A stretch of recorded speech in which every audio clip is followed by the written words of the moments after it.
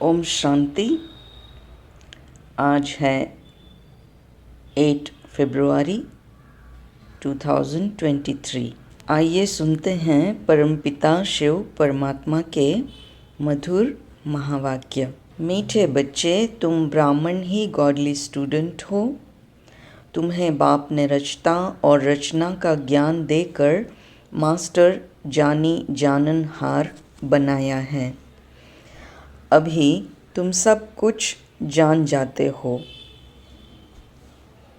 प्रश्न: दूसरों को समझाने की फलक किन बच्चों में रहेगी? दूसरों को समझाने की फलक किन बच्चों में रहेंगी?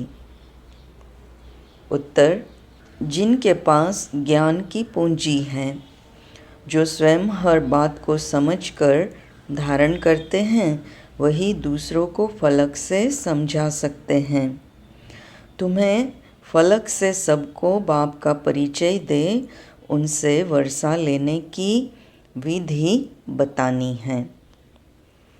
गीत बजा है, तकदीर जगा कर आई हूँ।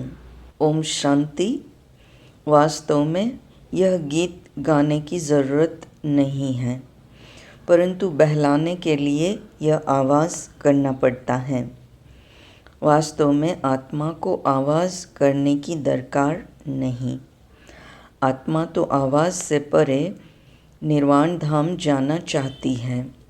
बहुत बाजे गाजे तालियां आदि सुनकर आत्मा थकी हुई है, इसलिए अब बाप को याद करती हैं, हे भगवान मुझे ले जाओ। बच्चे जानते हैं यह बाप हमको समझा रहे हैं। जैसे घर में बाप और दादा दोनों बच्चे बच्चे कहते हैं। दादा ऐसा नहीं कहेंगे कि पोतरे इधर आओ, दोनों ही कहेंगे बच्चे इधर आओ। यहाँ तो बाप और दादा साकार और निराकार दोनों इकट्ठे हैं। वास्तव में सभी मनुष्य मात्र का यह बाप और दादा है, तो ज़रूर परमपिता परमात्मा को सृष्टि रचने आना पड़े। तुम्हारा नाम बहुत अच्छा रखा हुआ है, ब्रह्मा कुमार ब्रह्मा कुमारियाँ। आबू में भी अधर देवी और कुंवारी कन्या के मंदिर हैं, तो एक कन्या तो नहीं होंगी ना, ज़रूर बहुत होंगे। दोनों का अलग अलग मंदिर है। अधर कुमारी किसको कहा जाता है, कुंवारी कन्या किसको कहा जाता है, यह तो तुम ही जानते हो। यह है शिव शक्तियाँ। अंदर बहुत बड़ा मंदिर बना हुआ है, बहुत कोठरियाँ हैं, तो मंदिर भी साक्षी देता है कि कुमारियाँ और अधर कुमारियाँ बहुत हैं। चित्र जो बनाते हैं वह भी यादगार हैं, जो होकर गए हैं। जैसे देवी देवताओं के चित्र हैं, ज़रूर होकर गए हैं। वे विश्व के मालिक थे, अब नहीं हैं। विश्व के रचता ने ही भारत को विश्व का मालिक बनाया। कैसे? अब प्रैक्टिकल बन रहे हैं। अभी कलयुग है, सतयुग है, एक आदि सनातन देवी देवता धर्म। कलयुग में अनेक धर्म और अनेक प्रजा का राज्य है। तुम बच्चे जब सुनते हो तो समझते हो बाबा यथार्थ रीति ठीक समझाते हैं, परंतु कोई कारणवश हमको धारणा नहीं होती है, इसलिए औरों को भी धारणा नहीं करा सकते हैं। कोई न कोई विघ्न है, हम डल स्टूडेंट हैं। बाकी बाप तो बहुत अच्छी रीति समझाते हैं। अनेक मनुष्य अनेक धर्म हैं। 5000 वर्ष पहले भारत स्वर्ग था। बहुत थोड़े मनुष्य थे। सिर्फ सूर्यवंशी और चंद्रवंशी वह आत्माएं परमधाम से आई थी अपना पाठ बजाने। बाकी सभी धर्मों की आत्माएं निर्वाण धाम में थी। अभी अनेक धर्म हैं, बाकी देवी देवता धर्म प्रायलोप हैं, तो ज़रूर फिर सतयुग बनेगा। परमपिता परमात्मा को ही आकर स्वर्ग रचना पड़े। भक्त जो भगवान को याद करते हैं, तो उन्हों को भक्ति का फल देने के लिए भी यहाँ आना पड़ेगा। बाकी सबको वापस मुक्ति धाम ले जाना होता है, और तो कोई वापस ले जा नहीं सकता। अगर एक भी गुरु गति सद्गति का रास्ता जानता होता तो फिर उनके पिछाड़ी लाखों शिष्य भी जाते। उन यात्राओं में तो जाकर फिर लौट आते हैं, परंतु मुक्ति धाम से फिर वापस आए ही क्यों? एक को रास्ता मिले तो सबको ले जाए। अब एक बाप आए हैं तो तुम सबको रास्ता मिलता है ना। सभी को दुख की दुनिया से छुड़ाते हैं, इसलिए उनको लिबरेटर कहते हैं। उस निराकार को आने के लिए शरीर तो चाहिए, तो नई दुनिया को रचने के लिए प्रजापिता भी चाहिए। रचना यहाँ रचनी है तो ब्रह्मा भी यहाँ का मनुष्य चाहिए। सूक्ष्म वतन से उतर नीचे तो नहीं आएगा। कहते भी हैं अभी ब्रह्मा की रात है, तो ब्रह्मा मुख वंशावली की भी रात है। अब अंत में आए हैं दिन करने। ब्रह्मा की रात पूरी होती है तो बीके की रात भी पूरी होती है। प्रजापिता ब्रह्मा तो ठीक है, वास्तव में सभी मनुष्य आत्माओं का बाप परमात्मा को कहा जाता है। सभी उनको गॉडफादर परमपिता परमात्मा कहते हैं। सेंसिबल मनुष्य जब गॉडफादर कहते हैं तो कोई मनुष्य को याद नहीं करते। कोई तो कहते हैं वो ज्योति स्वरूप है, ब्रह्म है। ब्रह्मा विष्णु शंकर को तो ब्रह्म नहीं कहेंगे। तो पहले पहले परिचय देना है अपना कि हम बीके हैं। ब्रह्मा को भी परमपिता परमात्मा रचते हैं, फिर ब्रह्मा मुख से ब्राह्मणों को रचा। प्रजापिता हैं तो ज़रूर बहुत संतान होंगे। इस रीति सीजरा बढ़ता जाता है। ब्राह्मणों का वर्ण बदल सतयुगी देवता बनते हैं, क्योंकि बाप बैठ ब्राह्मणों को राजयोग सिखलाते हैं। बाप कहते हैं तुम मेरे द्वारा मुझे और मेरी रचना को जानने से सब कुछ जान जाते हो, बाकी कुछ जानने के लिए नहीं रहता। इतना बड़ा इम्तिहान पास कर लेते हो, अर्थात मास्टर जानी जाननहार बन गए। गॉडली स्टूडेंट सिर्फ ब्राह्मण ही होते हैं। देवताएं वैश्य व शूद्र कोई भी गॉडली स्टूडेंट नहीं होते हैं। भगवानुवाच होता ही ब्राह्मणों के प्रति है। अगर कृष्ण भगवानुवाच हो तो भी किनों के प्रति? ज़रूर ब्राह्मण चाहिए। तो प्रजापिता द्वारा ब्राह्मण रचते हैं। रुद्र ज्ञान यज्ञ भी ब्रह्मा ही रचते हैं। कृष्ण ज्ञान यज्ञ तो कभी नहीं कहते। तो पहले पहले समझाना है कि हमको पढ़ाने वाला स्वयं परमपिता परमात्मा है, जो कि ज्ञान सागर है। वही हमारा बाप टीचर सद्गुरु है। फिर इसमें कोई उल्टा सुल्टा प्रश्न उठाने की दरकार ही नहीं। इतने ढेर बिके हैं, कोई एक दो नहीं है। पहले पहले पढ़ाना ही अलफ है। अलफ बिगर मनुष्य कुछ भी जान नहीं सकते। उनको समझाना चाहिए कि परमपिता परमात्मा शिव ब्रह्मा मुख द्वारा ब्राह्मण रच रहे हैं। अकेला ब्रह्मा तो रचता नहीं है। यह पॉइंट्स धारण करने की है। बाबा के पास ज्ञान है तो तुमको डिलीवर करते हैं। तुम हो ज्ञान गंगाएं, तुम हो ज्ञान गंगाएं। सागर तो एक ही है। यह ब्रह्मा भी ज्ञान कंठ करते हैं, तो यह भी ज्ञान गंगा हुई। ज्ञान कंठ करने वाले को ज्ञान गंगा कहा जाता है। उसमें मेल फीमेल दोनों आ जाते हैं। ज्ञान सागर तो एक ही बाप है। यहाँ देखो पानी के सागर को तो टुकड़ा टुकड़ा कर दिया है। सतयुग में जब एक ही सूर्यवंशी राजाई थी तो सागर के टुकड़े नहीं थे। कहाँ भी जाकर सैर करके आते थे। वहाँ कोई कह न सके कि मेरी हद में न आओ अथवा पानी ना लो। यहाँ तो एक दो का पानी ही बंद कर देते हैं। कितने टुकड़े हो गए हैं। अब हम एक ही सचखंड स्वर्ग की स्थापना कर रहे हैं। बाप का भी विचार सागर मंथन होता है, तब तो समझाते हैं। ब्रह्मा भी कहेंगे सभी जीव आत्माएं हमारे बच्चे हैं। आदि देव अथवा आदम सभी का बाप है। ऐसे नहीं उस समय कोई मनुष्य नहीं थे, फिर आदम ने आदमी पैदा किए। नहीं, निराकार बाप को पहले ज़रूर आदम में आना पड़े, तब तो मुख वंशावली रचे, बाकी ऐसे नहीं कोई मुख से निकल आए व नासिका या पवन से पैदा हुए। यह सब है भक्ति की बातें। मनुष्य तो कच्छ मच्छ को भी पूजते रहते हैं। तो पहली पहली बात है कि आत्माओं का बाप कौन है। वह ज़रूर स्वर्ग रचता होगा। अब तो नर्क है। अभी हम स्वर्ग के लिए राजयोग सीख रहे हैं, परमपिता परमात्मा के द्वारा। ब्रह्मा भी उनके द्वारा पढ़ रहे हैं। परमपिता परमात्मा सभी आत्माओं का बाप है। ब्रह्मा जीव आत्माओं का बाप है।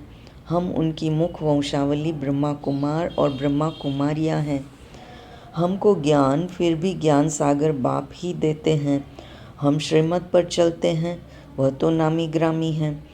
ब्रह्मा की मत मशहूर है। ऐसे कभी नहीं कहा जाता है कि विष्णु भी उतर आए तो भी तुम नहीं मानेंगे।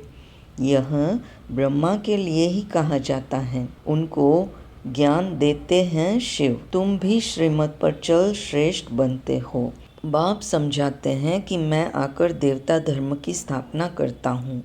यह जो आर्य समाजी इतनी खिटपिट करते हैं, उनको बोलो तुम देवताओं को तो मानते नहीं हो, उनको खंडन करने वाले हो। हम हैं देवी देवता धर्म के। तुम्हारा धर्म अलग, देवी देवता धर्म अलग है।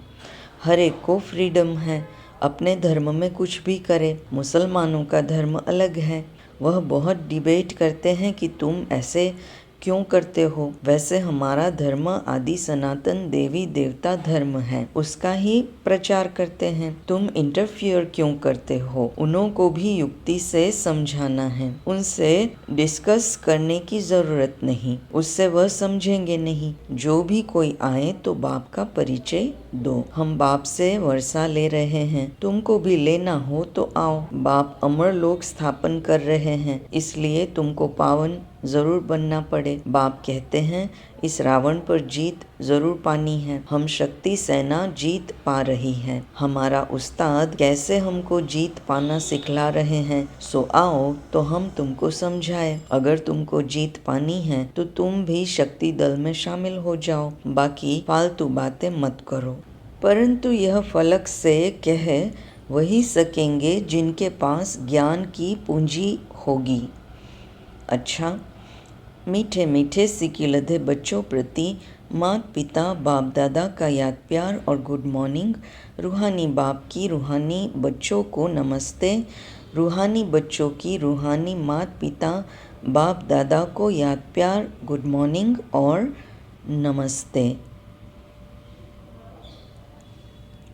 धारणा के लिए मुख्य सार। पहली पॉइंट, ज्ञान को कंठ कर मास्टर ज्ञान सागर अथवा ज्ञान गंगा बन पतितों को पावन बनाने की सेवा करनी है। दूसरी पॉइंट, हर एक को बहुत युक्ति से समझाना है, किसी से भी डिस्कस नहीं करना है, सबको बाप का परिचय देना है। वरदान, प्यूरिटी की पर्सनालिटी और रॉयल्टी द्वारा बाप के समीप आने वाले देही अभिमानी भव। प्यूरिटी की पर्सनालिटी और रॉयल्टी द्वारा बाप के समीप आने वाले देही अभिमानी भव। जैसे शरीर की पर्सनालिटी आत्माओं को देहभान में लाती है, ऐसे प्यूरिटी की पर्सनालिटी देही अभिमानी बनाकर बाप के समीप लाती है। प्यूरिटी की पर्सनालिटी आत्माओं को प्यूरिटी की तरफ आकर्षित करती है। प्यूरिटी की रॉयल्टी